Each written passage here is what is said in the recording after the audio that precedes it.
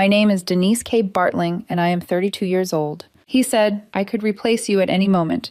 After I asked for respect, I replied, let's test it. Then I moved out that night. We were together for just over 3 years and living together for almost 2. Same apartment, same routines, same arguments that kept changing shape but never actually going away. Lately, the issue had been respect, not cheating, not money, just the way he talked to me when he was annoyed, which was often. Eye rolls, little digs in front of friends, that tone where every sentence feels like a correction. I kept telling myself it was stress, work, whatever. But there are only so many times you can be spoken to like you're disposable before it starts sinking in. Last Thursday night, it finally came to a head. We were arguing about something stupid. Dishes, I think, or maybe the fact that I didn't immediately agree with him about weekend plans. Honestly, it doesn't matter. At some point, I said calmly, I just want you to talk to me with a little respect. He laughed. Not nervous laughter, not awkward laughter. A sharp, dismissive laugh. Then he said it. I could replace you at any moment. Just like that. No hesitation. Like it was a fact he'd been waiting to deploy. I remember looking at him and noticing how relaxed he seemed saying it. Like he'd said it before in his head. Like this was leverage he enjoyed having. I didn't raise my voice. I didn't argue. I just said, okay, let's test it. He scoffed. What's that supposed to mean? I went into the bedroom and grabbed a duffel bag. He followed me into the bedroom, still confident, still annoyed, still convinced this was a performance. You're being dramatic, he said, leaning against the door frame with his arms crossed. You always do this. You're not actually going anywhere. That was the part he got wrong. I packed essentials. Clothes, laptop, charger, toiletries, no theatrics, no slamming drawers. The calmer I was, the more irritated he became. Every folded shirt seemed to offend him. Every quiet movement felt like a challenge. You're really doing this over one sentence? He snapped. I zipped the bag and looked at him. No, I'm doing this because you meant it. He rolled his eyes hard. You're taking it out of context. I'm taking it literally, I said. You said I was replaceable. I'm just agreeing. That's when his tone shifted. The confidence wobbled. You know couples say things they don't mean when they're angry. You're supposed to push back, not run. Run. That word always showed up when I stopped absorbing things quietly. I slung the duffel over my shoulder. He stepped in front of me, blocking the doorway like he could physically stop the decision. You're embarrassing me, he said. Do you know how this looks? I looked at him and felt something click into place. He wasn't afraid of losing me. He was afraid of losing the upper hand. I'm not embarrassing you, I said evenly. I'm opting out. He laughed again, but this time it sounded thin. You think this proves something? You'll be back by morning. I didn't answer.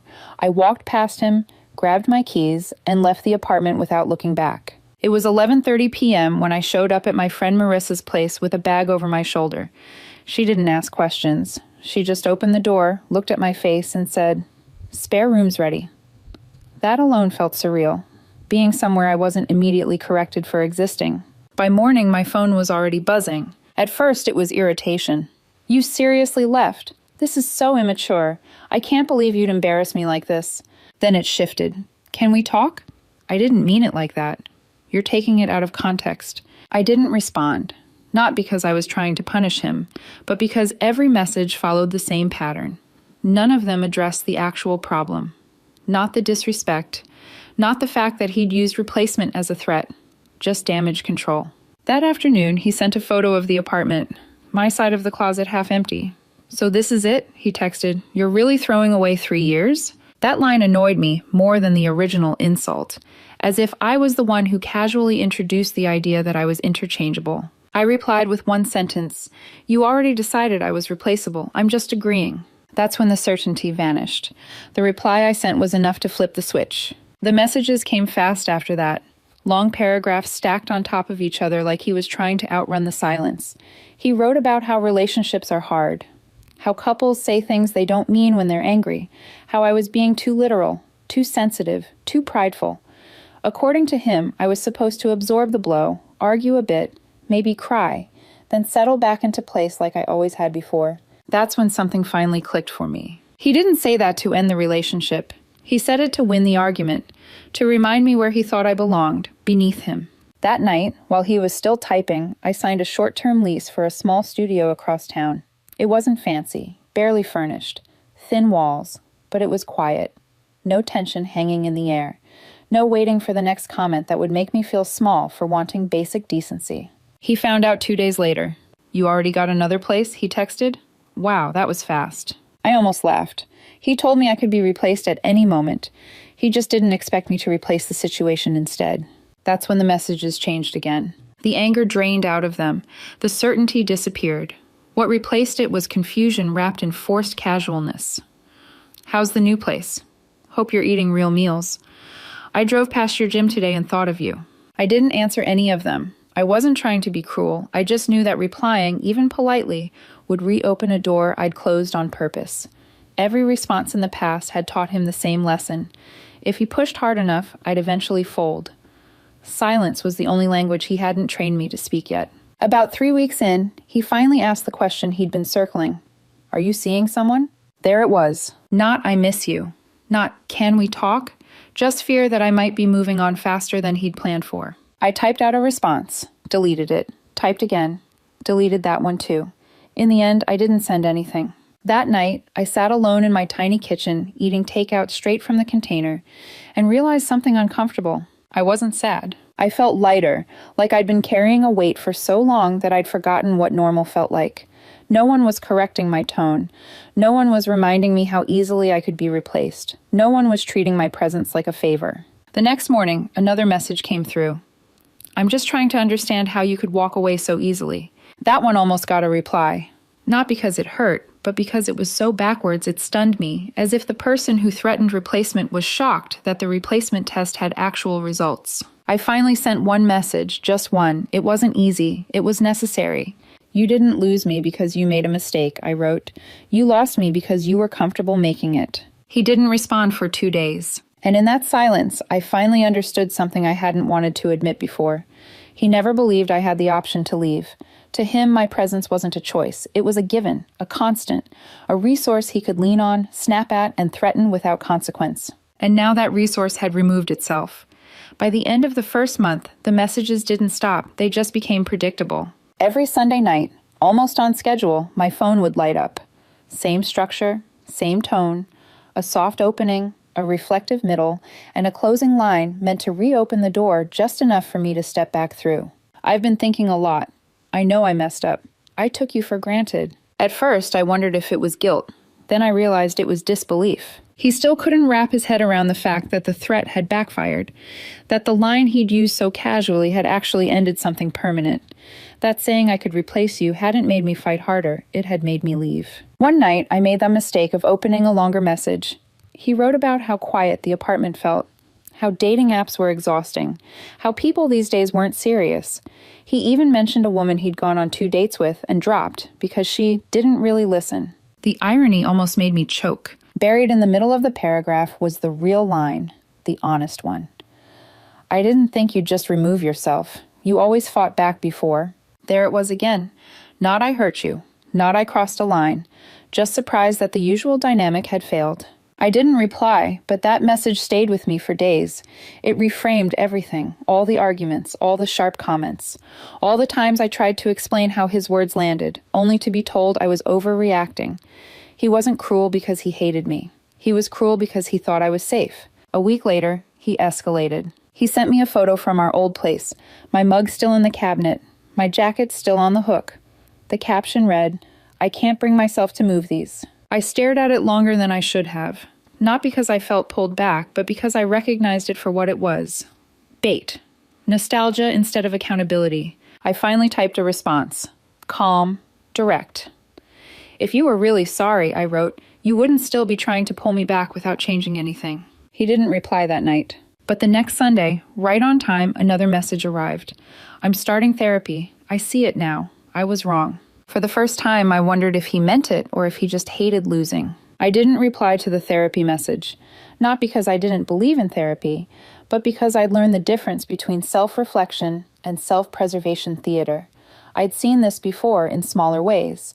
Big gestures right after crossing a line. Promises that sounded good but never changed the structure underneath. A few days later, another message came through. I told my friends what I said. Even they think I went too far. That one irritated me more than any insult he'd thrown before. Not because he admitted fault, but because he outsourced it. Like the realization didn't land until a panel of peers approved it. Like my reaction alone hadn't been enough. I replied for the first time in weeks. You didn't lose me because you went too far. You lost me because you were comfortable going there at all. He left me on read. The silence that followed lasted almost 2 weeks. No Sunday message, no late-night confession, nothing. I thought maybe this was finally it. Maybe he'd reached acceptance. Then, on a random Wednesday afternoon, my phone buzzed. I ran into someone who knows you, he wrote. They said you seem different. Different. Another message followed immediately. Are you happier? I didn't answer, but I thought about it. About coming home to a quiet apartment where no one was waiting to be disappointed in me. About not rehearsing sentences before speaking.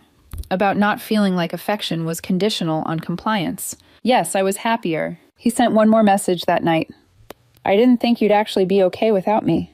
There it was again. Not I miss you, not I'm sorry. Just shocked that the threat of replacement hadn't kept me in place. I put my phone face down and went to bed. Month 3 is when I stopped asking myself why he was still reaching out and started noticing how the messages had changed. They weren't desperate anymore. They were careful, controlled. Like he'd finally accepted that anger didn't work, guilt didn't work, nostalgia didn't work. So now he was trying something else. Self-awareness. I've been doing a lot of thinking, he wrote one night. I see how I used power instead of communication. I didn't respect you the way I should have. If that message had come a year earlier, it might have landed differently. I probably would have felt seen, validated, hopeful, but reading it then, all I could think was how polished it sounded. Too clean, like something practiced in therapy, then rehearsed again before being sent. He followed it up a few minutes later. I know I can't undo what I said, but I want you to know I never really saw you as replaceable. That one almost made me laugh. Whether he believed it now didn't matter. He'd said it without hesitation then. People don't reach for weapons they don't already have within arm's reach. I didn't reply. A few days later, he tried another angle. I keep comparing everyone to you. No one shows up the way you did. I didn't appreciate consistency until it was gone. There it was. Not remorse for hurting me.